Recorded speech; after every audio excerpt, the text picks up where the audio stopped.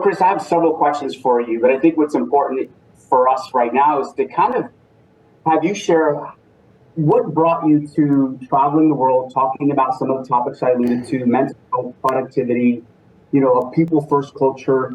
How did you transition from acting to that space, such an important space to be in?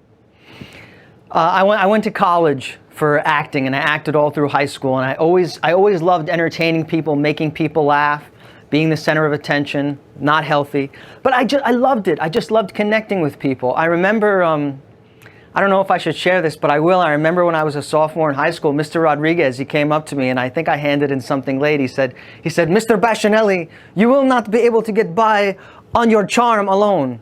Anyway, I saw him a few years later, and I said, "Mr. Rodriguez, I'm still making a living."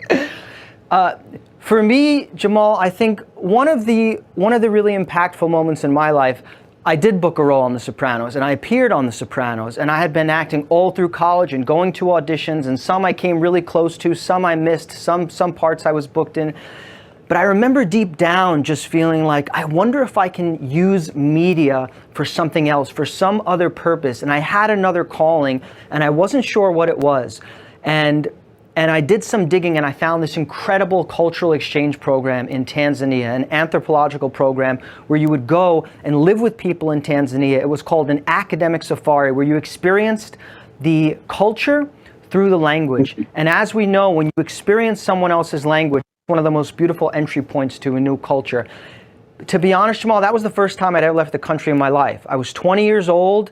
I think I may have gone to the South, maybe to the Caribbean with my family, but I don't even remember it. The first time I really ever left the United States, I was 20 years old. I went to Tanzania on a cultural exchange program, and I had a very clear vision. I mean, I'm from the United States, and I'm from New York City, I'm from Brooklyn, and that mentality is, I'm going to go, I'm going to change the world, I'm going to make a difference, I'm going to help these people.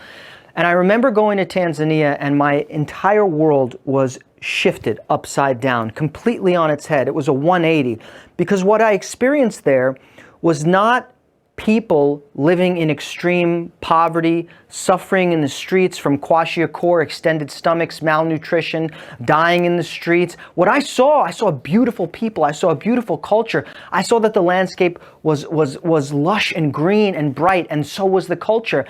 And what I experienced people that didn't consider themselves poor. One of the moments that shifted things for me was really on my first day there, and I met a young man. His name was Abasai.